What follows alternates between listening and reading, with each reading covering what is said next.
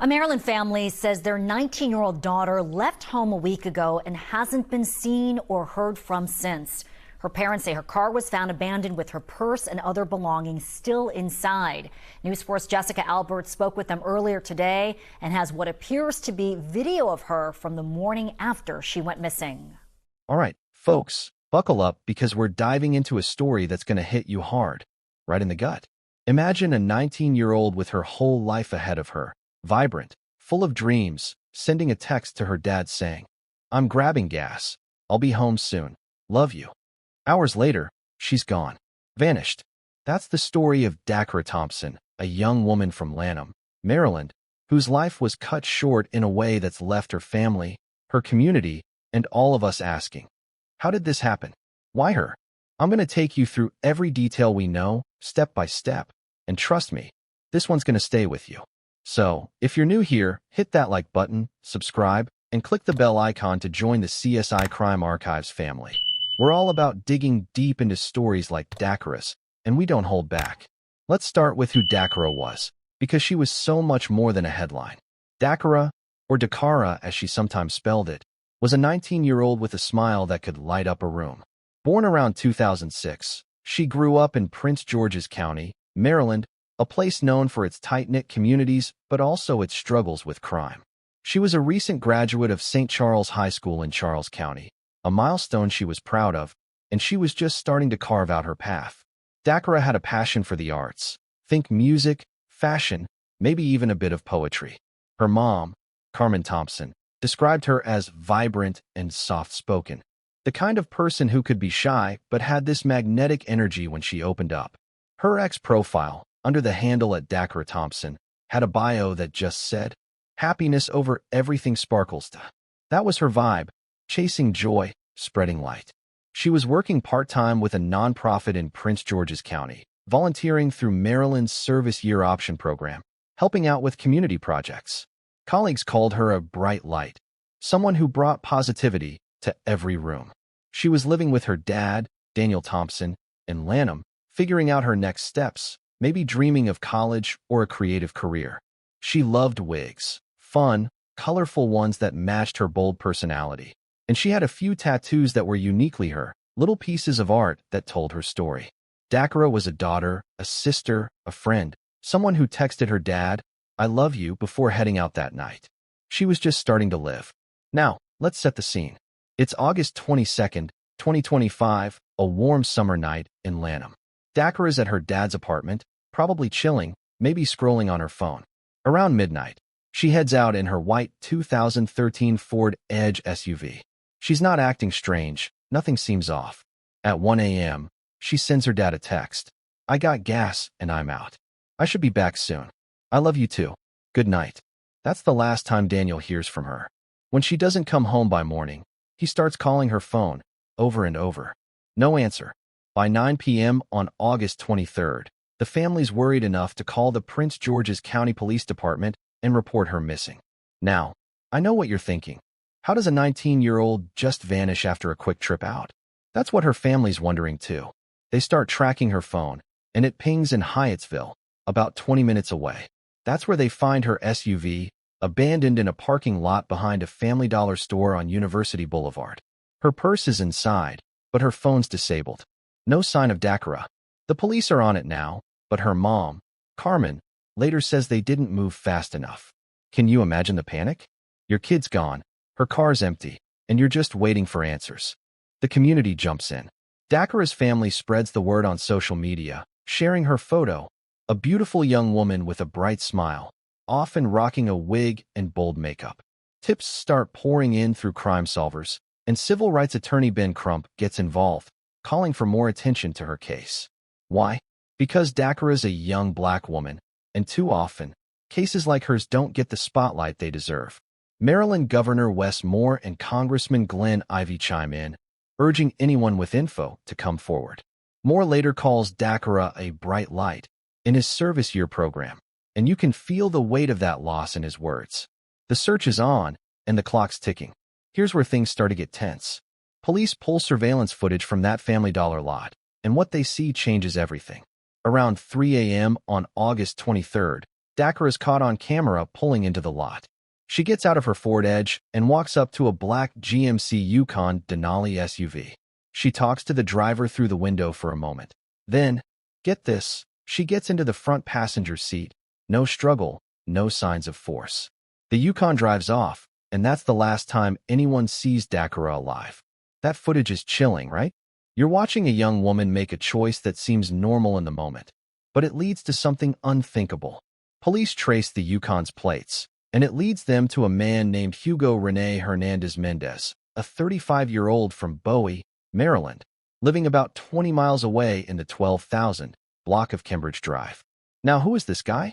Hugo's an undocumented immigrant from Guatemala, been in the U.S. for years, working as a landscaper in Baltimore. He's got a record, a DUI arrest back in April 2025 on the Baltimore-Washington Parkway. The U.S. Park Police let him go without detaining him for immigration status, a decision that's going to haunt this case later. But for now, police are zeroing in on him. Days pass, and the search intensifies. Tips are flooding in, over 100, according to police reports. The family's desperate, posting on X, begging for leads. Then, on August 31st, Maryland State Police make a grim discovery. They're responding to a disabled vehicle on the South River Bridge over Route 50 in Anne Arundel County, about 30 miles from Hyattsville.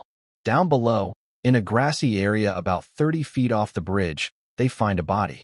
It's a young woman, naked, with tattoos and jewelry that match Dacara's description.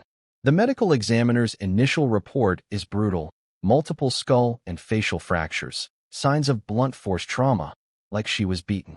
Her body was likely thrown from the bridge, dragged a bit, and left there. No clothes, no phone, just her. Police send photos to PGPD, and by September 5th, it's confirmed, it's Dacara. Can you feel that? The moment her family gets that call, it's not just a loss, it's a gut punch.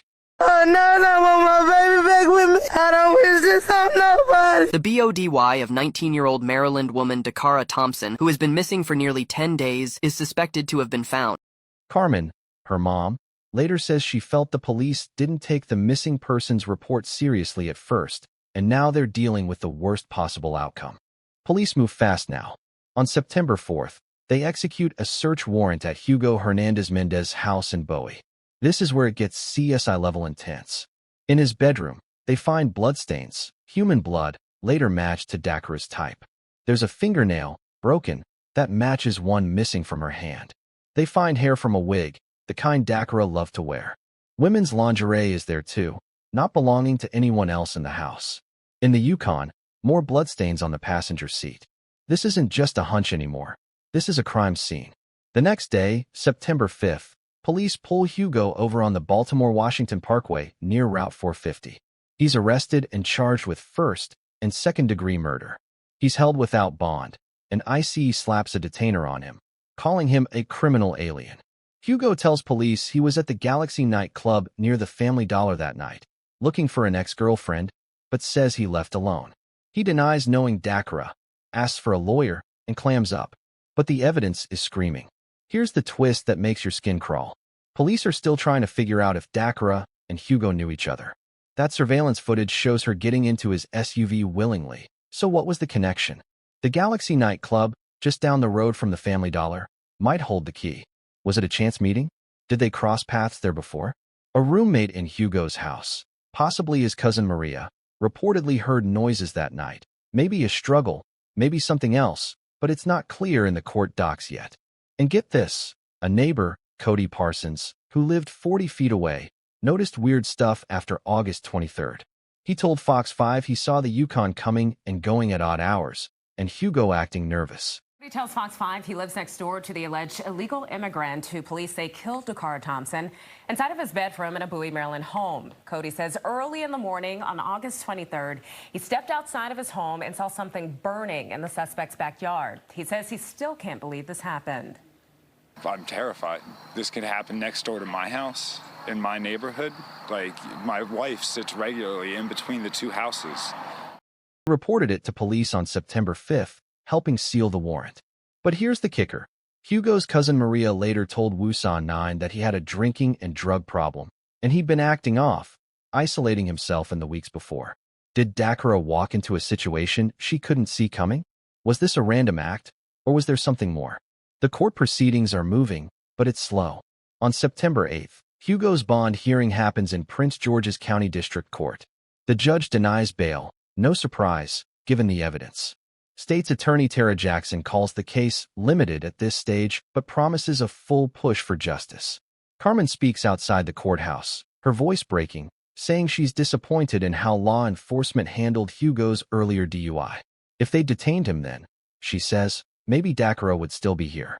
By October 7th, a grand jury indicts Hugo on 3 counts: murder, tampering with evidence, and disposing of a body. He's still in jail, no bond, awaiting arraignment in circuit court, probably early 2026. The trial's likely months away, but the evidence is stacking up: blood, DNA, that fingernail, the wig hair. It's hard to see how he walks away from this. Now, let's talk about the bigger picture, because this case isn't just about Dacara. It's about the system, the community, and the questions that linger. Her funeral on September 23rd at Kettering Baptist Church was packed. Family, friends, even local leaders like Aisha Braveboy, the county executive, who called Hugo's prior release disappointing. Carmen set up a GoFundMe to cover costs, and the community showed up, raising thousands. But there's anger too. Carmen and advocates like Ben Crump pointed out how missing black women often get less media attention, something called missing white woman syndrome. Dacara's case got coverage, but not enough, not fast enough. And then there's the immigration angle. Hugo's status as an undocumented immigrant has fueled heated debates on X and in the news, with some comparing Dacara's case to others like Laken Riley or Rachel Morin, victims of crimes by undocumented individuals. Braveboy and others are asking why IC didn't act after Hugo's DUI. It's a messy, emotional debate, and Dacara's name is right in the middle. So, here's where I want to sit with you for a minute and ask the tough questions. What was going through Dacara's mind when she got into that SUV? Did she feel safe, like she was with someone she trusted? Or was it a split-second decision, a moment of naivety we've all had at 19? And what about Hugo? Was this a planned act, or did something snap that night, maybe fueled by alcohol or drugs, like his cousin hinted? How do we balance grief for Dacara with the bigger questions about policy, about who gets protected and who doesn't? And here's the one that keeps me up. Could this have been stopped? If the system had held Hugo accountable earlier, would Dacara still be posting happiness over everything on her X page? These are the questions that haunt true crime stories, not just the who and the how, but the why and the what if. I want to hear what you think. Drop your thoughts in the comments. Did this case hit you as hard as it hit me? What do you make of the evidence, the nightclub connection, or the bigger issues at play? And if you're as gripped by Dacara's story as I am, please hit that like button, subscribe to CSI Crime Archives, and click the bell icon so you don't miss our next deep dive.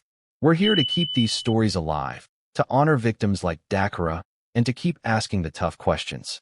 Let's do this together.